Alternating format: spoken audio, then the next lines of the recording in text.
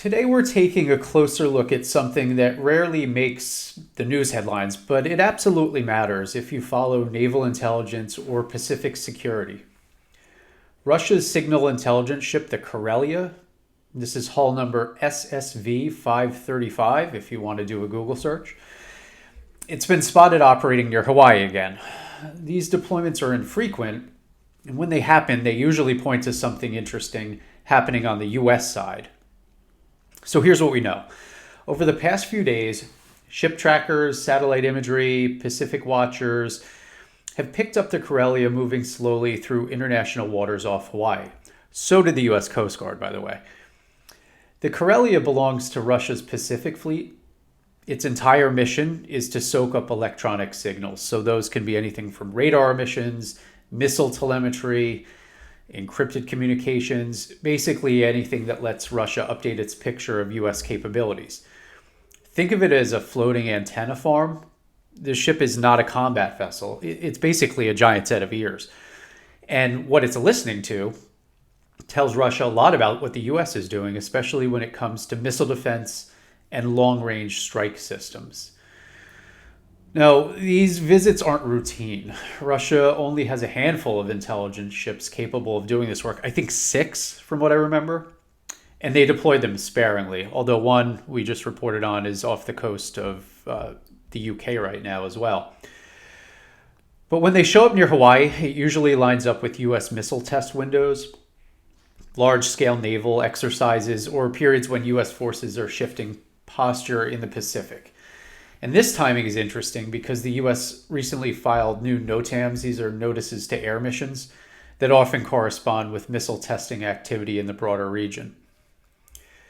The Kareliya operates in a very deliberate pattern. Slow speed, predictable track, just close enough to international boundaries to get the signals it wants, but far enough to avoid provoking any real response.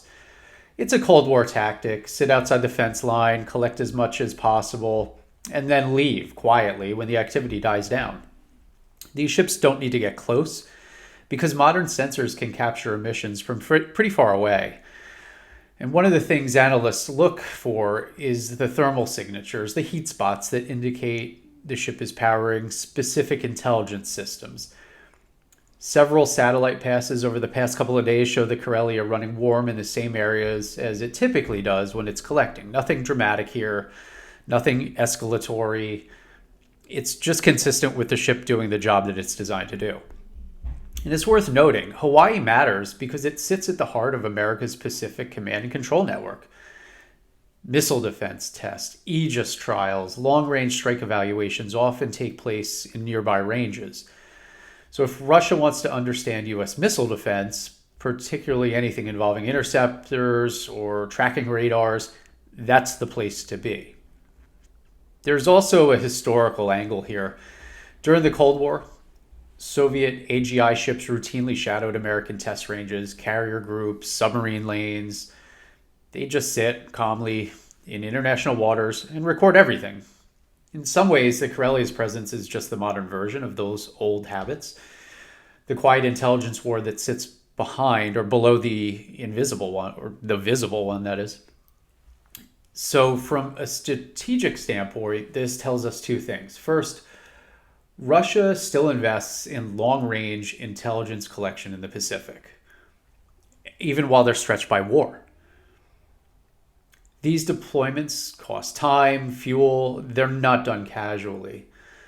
And second, Moscow clearly wants to keep pace with US missile modernization, especially now that Congress and the Pentagon are leaning harder and harder into hypersonics, new interceptors, and Indo-Pacific basing generally.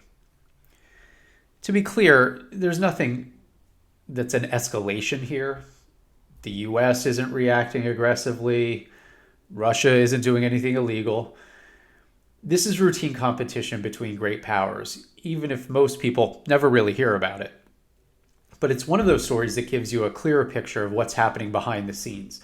The real intelligence game that never shuts off, and I think that you and I are all interested in. So that's the status of the Kareliya near Hawaii. Again, not headline news, but it's an important reminder that the intelligence side of the Pacific theater is always active. It's always shifting, and it's always worth watching. But if there's a specific region or platform you want covered this week, let me know and I will try to track it down. Thank you.